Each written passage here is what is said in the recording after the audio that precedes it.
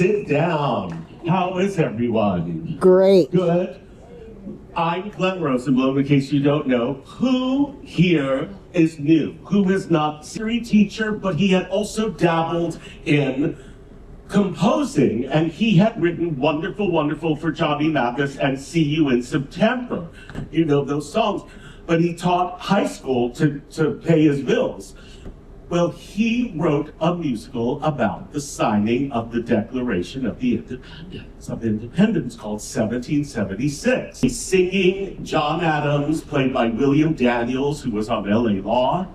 Ken Howard, who's not with us anymore, who I did Man of La Mancha with, as Thomas Jefferson. Oh, I forgot to say I'm still an actor and acting in theater and television. And Howard Da Silva plays Benjamin Franklin in that, you'll see. And you're going to recognize Jerry Orbach from Law and Order in Promises, Promises. He started on the stage, but then, you know, Hollywood comes to call in because you don't have to schlep out 8 performances a week. You can do a Law and Order about some insipid crime and you get paid millions. That's everyone's dream. So here we go. Let's watch these. This was on The Tonight Show. You can imagine it went mainstream. And there was nudity, it was naughty, and had dirty words. Life is what you do. I am waiting to die.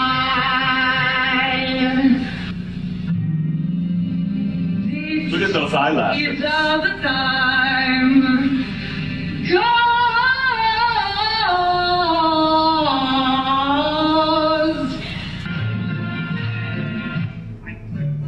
That's Jerry Orbach.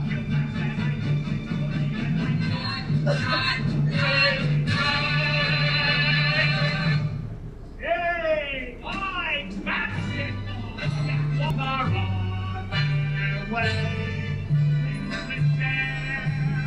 We share basketball tonight. Only we can be sure of what kind of a bird. They're deciding what the national bird should What be. little bird shall we choose as the symbol of all of New America?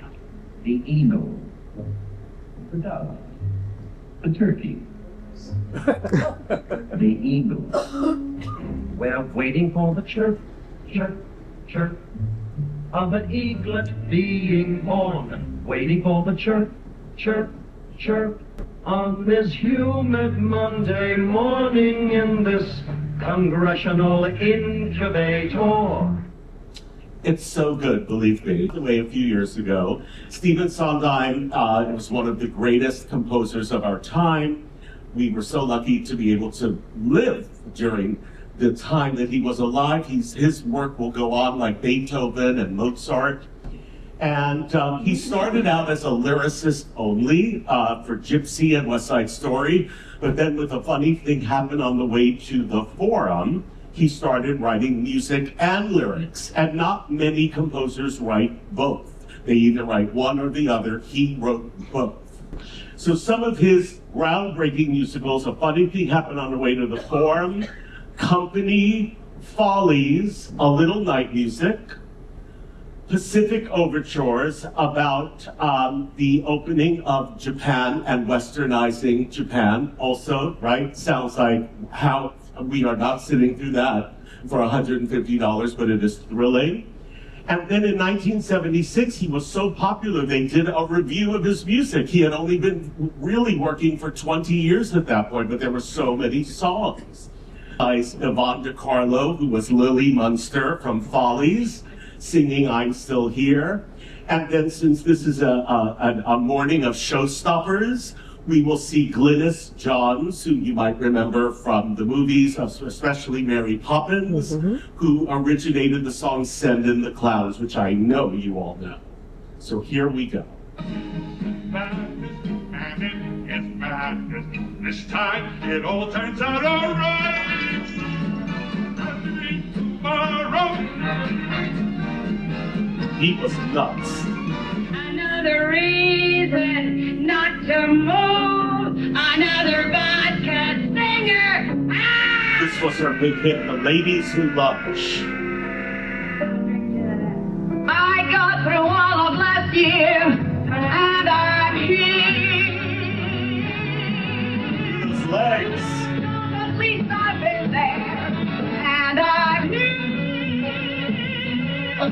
sorry, my dear. But where are the clowns?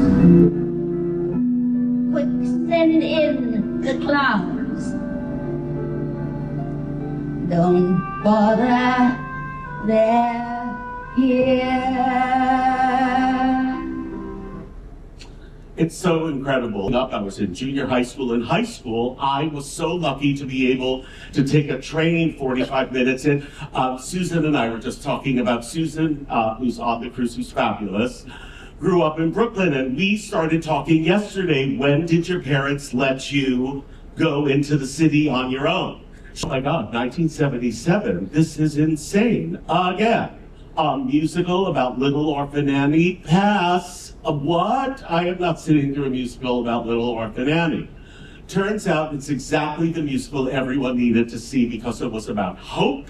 It took place in the Depression of a little girl who has nothing and she ends up with everything. And it's just the kind of show we needed in 1977 in the United States, where I remember remember you had to wait on gas lines and whatever your license plate, if it was even or off. It was not a pleasant time in America at that time. So we needed a musical. And it's really something because Andrea McArdle was 13 when she played Annie. Dorothy Loudon, who had been big on the Gary Moore Show. Does anyone remember the Gary Moore Show? Yeah, I'm a little too young for the Gary Moore Show, but I remember it. And she, she was going from, she was a struggling actress. And at 52, she gets the part of Miss Hannigan, wins a Tony Award, and really started her career. And, here's the ad for Annie in 1977, and now, 1977, the top ticket price on a Saturday night is $16.50. It didn't go well, it didn't even double since 1959. So if there's an economist, and Peter Gennaro, who when I was an actor in New York, I took dance class with him because I'm not a dancer. But he specialized in people. He was able to, if you were doing a show and you're like, oh, Glenn Rosenblum is in it, and he can move, but he's really not a dancer. You get Peter Gennaro to make me look like I can dance, and that is just fabulous. And Peter Gennaro was sort of an unsung hero because of an egomaniac called Jerome Robbins, who was the choreographer for West Side Story and created it. Jerome Robbins took all the credit for everything. However, years later, it was finally, with the social media, whatever, it was finally told that Peter Gennaro, who was his co-choreographer, actually choreographed so many of the numbers that we know today, like America, the dance at the gym. Who has seen West Side Story? You remember the dance at the gym, right? And America with the... That was all Peter Gennaro. So Jerome Robbins, may rest in peace, but you were an egomaniac. So I want to celebrate Peter Gennaro, and you're going to see the scene. I'm going to show a scene from Annie. And when they sing Easy Street, if you take a look at Miss Hannigan and Dorothy Loudon, she's not doing much, really. I always say, if I can do it, it's you can learn it. And you'll see, but she looks like a dancer, and that's the genius of Peter Gennaro. Before we walk, and does anyone know who that is? No. No? That's Sarah Jessica Parker. Oh my goodness.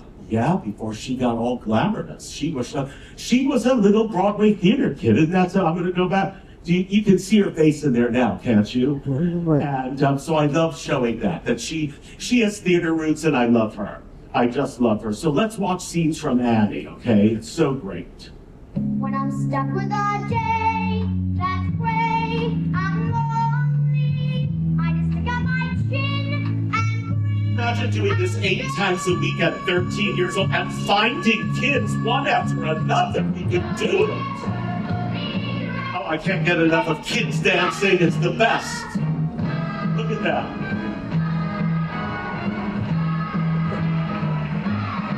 Really?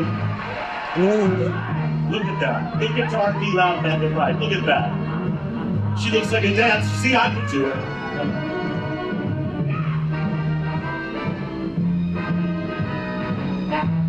Oh, that's a showstopper. Oh, Billy!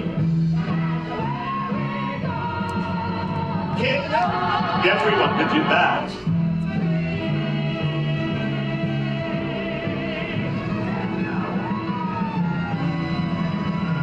Wow. Oh, so excited. Stops. Now there are many musicals where they write in a fake showstopper where if they know the audience is going to applaud and they have an encore planned. Who came to the show last night? And when he played at the end, that was really, he sort of stopped, he got us, right? He got us and he really had to come back and do another song. I have only, in all the years of me going to the theater, there's only been one time where the show literally stopped, and it was a production of Damn Yankees. Does everyone know Damn Yankees? And it was a production at the Old Globe that made its way to Broadway with B.B. Newworth and Victor Garber. Well, there's a song in the first act where all the Yankees do this ballet, and it's incredible, and it is so incredible. The show, they sang the number, the audience kept clapping and wouldn't stop, and they literally did the entire song again. It's the only time in my 66 years where the show stopped. The husbands talk the wives into this, let's all get into bed together. And when they're all in bed together, like we just saw, they realize, this sounded better than we thought it would be. This is not great. It's Christmas time. What are we thinking? We're all friends. I don't need to sleep with your wife. I don't want to see you sleeping with my wife. And the audience. And this is what genius is, because it's such a lighthearted, stupid show, but then you get a song like this about 10:30, and I want to sing it for you.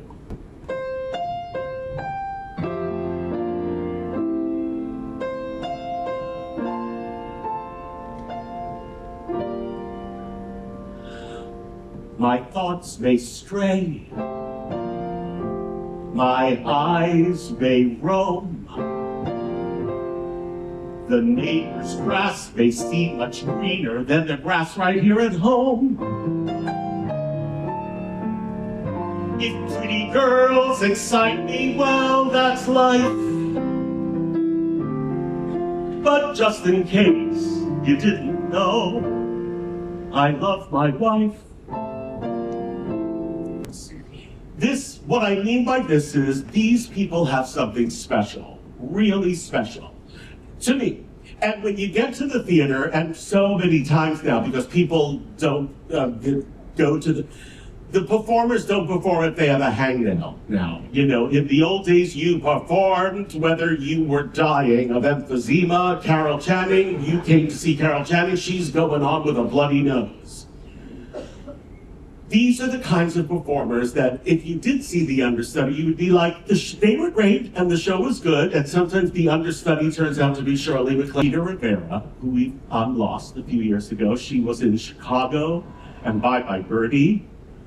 Barbara Cook, who was the original Marian the librarian in The Music Man, and she lost the movie, of course, to Shirley Jones. There's so many heartbreaks in theater, and she was in She Loves Me.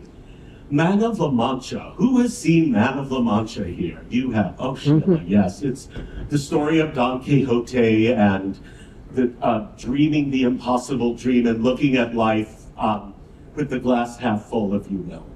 And it's such a beautiful show. And Richard Kiley, who was such a terrific actor. My father used to say that my father loved actors who were actors who could do Shakespeare, but then opened their mouths and could really sing. And Richard Kiley certainly was one of those, especially in the scene we're going to see from the Ed Sullivan Show. The other actor who I think is so special is Robert Morse. Does anyone remember Robert Morse? Yes. He did so much television, but of course he started on Broadway, and his big hit was How to Succeed in Business Without Really Trying. In later years, he did a musical of the movie Some Like It Hot called Sugar. I got to do a production when Tinkerbell, I was a mess. You know, Tinkerbell couldn't get enough of Cyril Richard as Captain Hook. As a kid, I thought it was so funny.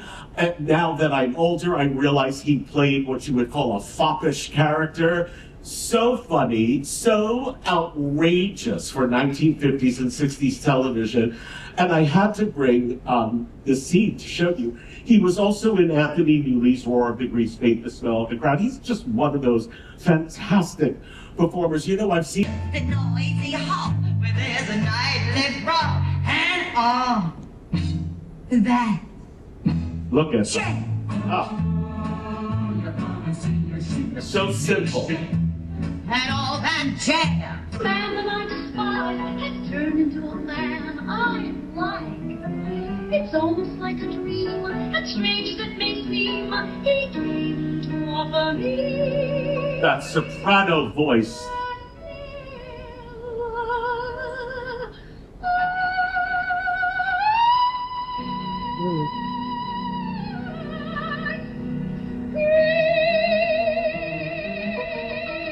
Oh. And the world will be better for the What's better than Richard Kiley singing The Impossible Dream? Spawned and covered with stars. This is from the Ed Sullivan Show. With his last songs of courage. The unreachable star. Oh. Oh. Look at those people in the audience. Ah.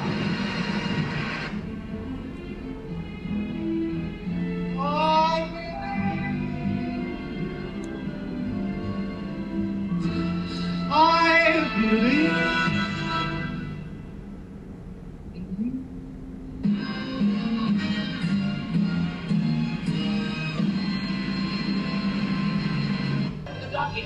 The slimiest. Who's the creepiest creepy He's so With good. his fanciful, reprehensible behavior is quite indefensible. The crawlingest, cruelest, crummiest, crookedest. Oh, this part kills me. Mrs. Hook's little baby boy. Look at that makeup. Just Lil old me.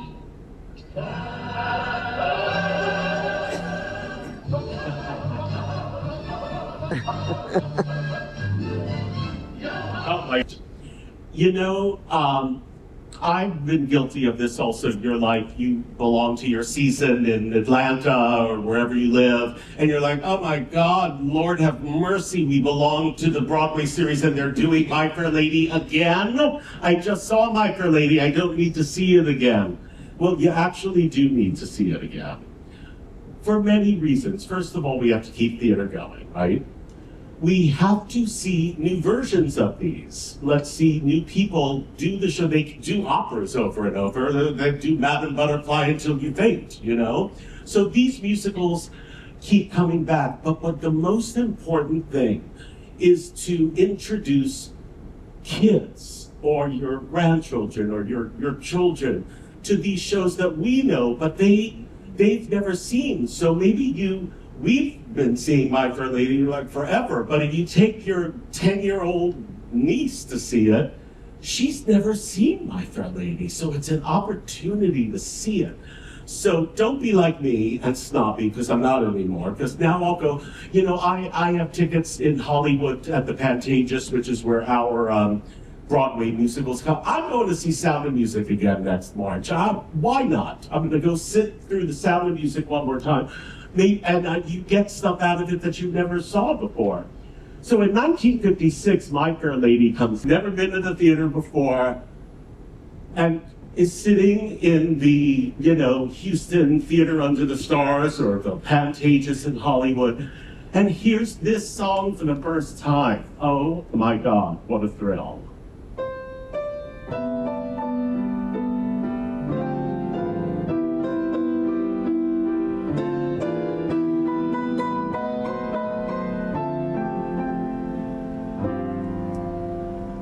I have often walked down this street before, but the pavement always stayed beneath my feet before. All at once am I several stories high, knowing I'm on the street where you live. Oh, somehow you are near, the overpowering feeling that any second you may suddenly appear.